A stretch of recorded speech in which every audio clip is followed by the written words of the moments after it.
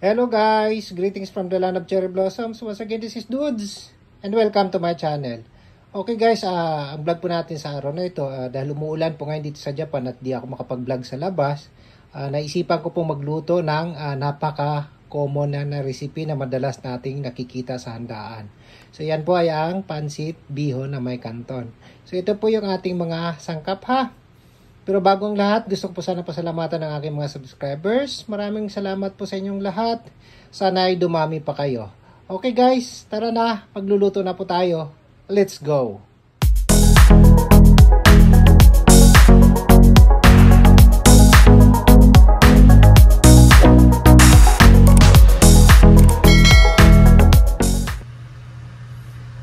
So ito guys, nagpainit na po tayo ng mantika. Gisa na natin yung bawang.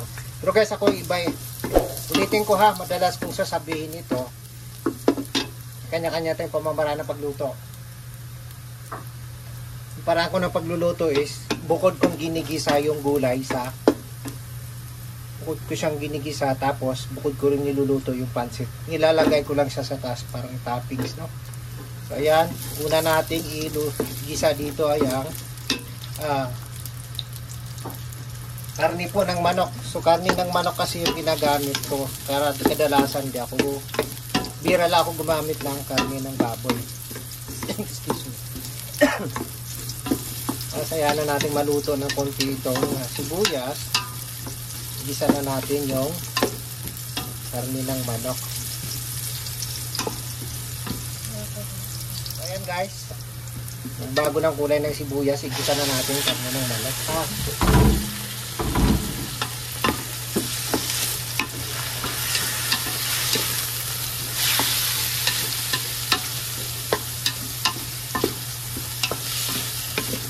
Kaya natin magbago ang kulay niya, saka natin lagyan ng toyo.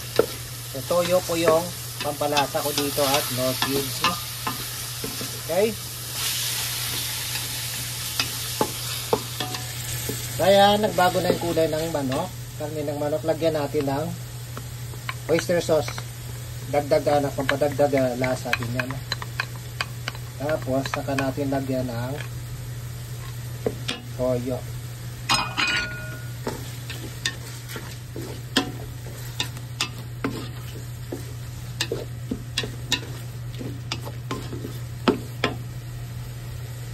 So ako guys madalas kong inaano yan, tinatansya ko na lang yung tangkap, di na ako nagsusukat pa.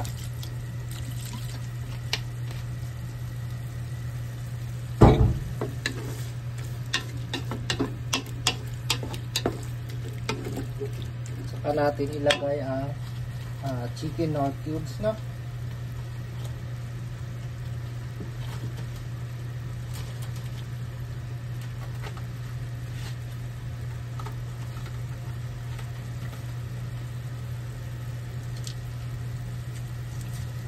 So ayan, lagay natin yan. Pakuluan natin muna ng konti, saka natin lagyan ng tubig. Okay? So ayan, kumukulo na. Lagyan na natin ng tubig ha. At lutuin muna natin yung karne ng manok. Okay?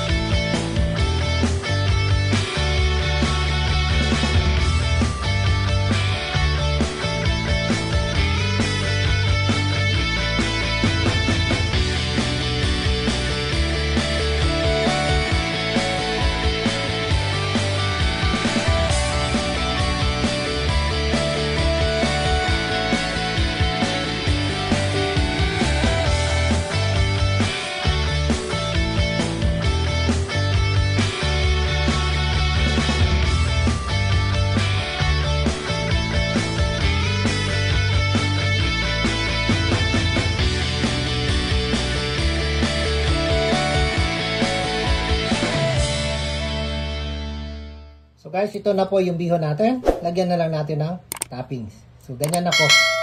Hindi ko inahalo yung gulay kasi nalalamog. Gusto ko talaga pag kinakain yung gulay, crunchy. Ayan. So ilalagay lang natin dyan sa taas. Meron pa dun sa may kasirola kasi marami to. Yung matira, itatoppings na lang natin pag kakain na. So ayan. There you go guys. So there you go guys, ito na po yung pansit ni Mang Dudes. Kung nagustuhan po ninyo, huwag sana natin kalimutang mag-like, mag-comment at higit sa lahat mag-subscribe at huwag natin kalimutang pindutin ang notification bell para magiging updated kayo sa sunod ko pa mga vlogs. Maraming salamat po. Domo arigatou gozaimashita.